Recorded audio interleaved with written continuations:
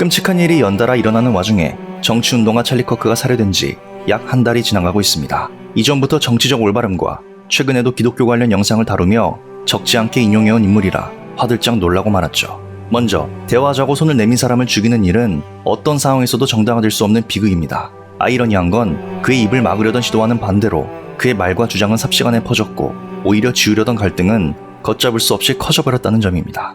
일부 좌익 진영에서는 그 살해를 정당화하는 목소리까지 나왔고 몇몇 유명인들의 반응은 그 불길에 기름을 부었습니다. 그런데 다수의 좌익 성향 헐리우드 스타들과 달리 성경 구절을 외우며 기도하는 배우 크리스 프렛이 이에 반응하자 논쟁은 진영을 가리지 않고 더 번졌죠.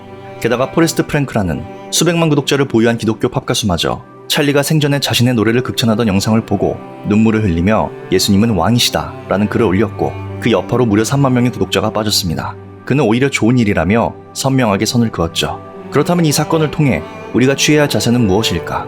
그리고 지금의 현상 앞에서 어떤 중심을 잡아야 하는가? 첫째, 여러 추모 장면을 보며 아찔했던 지점은 극적인 죽음과 정치적 사건의 무게 때문에 애도와 추모를 넘어 생각할 새도 없이 영웅화, 나아가 성인화로 기울어간다는 점이었습니다. 우리는 그가 전하려 했던 복음의 중심보다 인물, 음모, 진영의 논리로 쏠리기 쉽고 그가 정작 대화와 정치로 풀려고 했던 문제들이 문화와 이념의 전쟁을 넘어 실제적 폭력의 불로 번지는 일을 우리는 지금 목도하고 있죠. 둘째, 이건 제가 신앙을 가진 뒤 더 조심해 보게 된 지점입니다. 저는 여러모로 보수에 가깝지만 신앙을 갖고 나서 오히려 깨달은 것은 흔히 말하는 기독교 우파가 신학적 진리가 아니라 오랜 세월에 걸쳐 형성된 정치 이념이라는 사실입니다. 면밀히 보면 이것은 복음과 위험할 만큼 어긋날 수 있습니다. 문제는 많은 그리스도인이 정치적 보수라기보다 이미 굳어진 기독교 우파 문화 속에 스며들어 복음 60% 이념 40%가 섞인 듯한 가족 단위의 신념으로 굳어지기 쉽다는 점입니다. 맥락은 다르지만 복음의 퀴어 이념을 섞는 퀴어 신학과도 그 본질적 위험은 닮아 있습니다. 놀랍게도 복음의 중심에는 우파가 말하는 가치와 좌파가 꿈꾸는 이상이 어느 정도 맞닿아 있지만 복음은 그 어느 쪽의 하위 이데올로기도 아닙니다. 찰리 커크는 정통적 기독교 우파로서 이 땅에서 하나님의 온전한 통치를 말했지만 영토 확장과 사회 통제, 나아가 기독교 국가라는 목표가 복음적 가치관과 뒤섞이며 형성된 혼합주의로 보였다는 평가가 오히려 기독교계 내부에서 제기되어 왔습니다. 하나님을 인격적으로 만나고 나서야 알게 된 것은 이 땅이 정치로 인해 그야말로 기독교 국가가 되는 것이 우리가 바라야 할 목표가 아니라는 사실입니다. 애초에 예수님을 십자가에 못 박은 사람들은 그가 정치적 메시아이길 바랐지만 예수님은 이 땅이 아닌 하늘을 가리키셨죠. 이건 쉽지 않습니다. 우리는 입으로는 좌우의 이념보다 예수님이라 고백하면서도 실제로는 어느 한쪽을 더 깊이 지지하고 있을지도 모릅니다. 보이지 않는 하나님의 나라보다 눈앞의 현실 정치가 더 또렷하게 보이기 때문이죠. 그를 곧장 복음의 순교자로 추앙하는 순간 예수님의 사랑보다 이념의 권위가 그리고 기독교 우파의 세속 권력이 더 커질 위험이 있습니다. 이런 맥락에서 오랜 시간 지켜보며 깨달은 건 트럼프의 신앙이 참으로 기묘하다는 점입니다. 그는 유대 기독교적 가치를 긍정적으로 평가하지만 그의 신앙 관련 발언만 들어도 그리스도인이라 보기 어려운 대목이 너무 많습니다.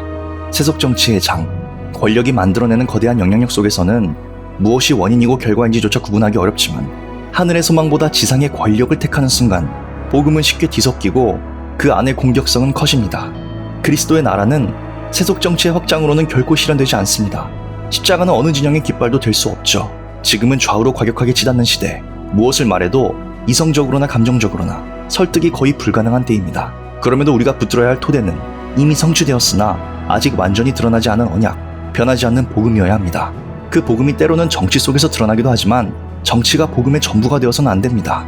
피터슨 교수의 방부터 치워라는 생활조언을 넘어서 복음이 삶에 체화되기도 전에 하늘 소망과 주님과의 인격적 관계를 사모하기도 전에 우리는 인내를 잃고 피 튀기는 속도전으로 빨려듭니다. 골방에서 미세한 음성을 듣기보다 SNS의 파도에 잠기며 하나님의 평안이 아닌 의로운 분노만 휘두른 채 현실 정치의 펜듈럼 속으로 휘말려 들어가곤 하죠. 물론 지금 난리인 건 맞습니다. 미국에선 학교 총격 사건이 잇따르고 국제 정세도 말 그대로 아수라장입니다. 말도 안 되는 성별법들이 하나님께서 세우신 창조 질서를 보란듯이 왜곡하고 있죠. 하지만 복음이 가장 깊이 뿌리내리던 초대교회는 로마 지배 아래 더 혹독한 시간을 견뎠습니다. 밤마다 그리스도인의 몸을 횃불로 삼아 밤을 밝히기도 했으니까요.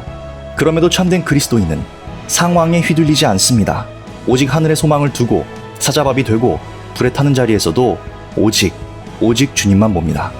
찰리 커크의 죽음은 너무 큰 비극이며 가볍게 다뤄서도 안 됩니다. 그러나 이 슬픔을 애도하면서도 잊지 말아야 할 것, 사탄은 어디서든 영악한 전략으로 사이를 갈라놓고 사람을 은근히 숭배하게 만들며 복음의 본질을 흐리려 든다는 사실입니다.